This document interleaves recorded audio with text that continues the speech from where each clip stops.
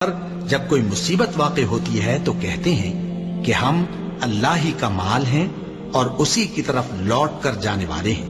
اور اے پیغمبر، جب تم سے میرے بندے میرے بارے میں دریافت کریں تو انہیں معلوم ہو کہ میں تو تمہارے پاس ہی ہوں۔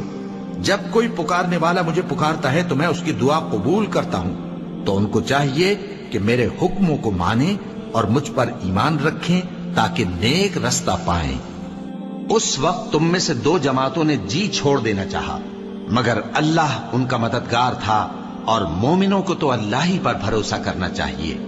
اور اس مدد کو تو اللہ نے تمہارے لیے ذریعہ بشارت بنایا، یعنی اس لیے کہ تمہارے دلوں کو اس سے اطمینان حاصل ہو، ورنہ مدد تو اللہ ہی کی طرف سے ہوتی ہے جو غالب ہے، حکمت والا ہے۔ اور بددل نہ ہونا اور نہ غم کرنا، اگر تم سچے مومن ہو تو تم ہی غالب رہو گے۔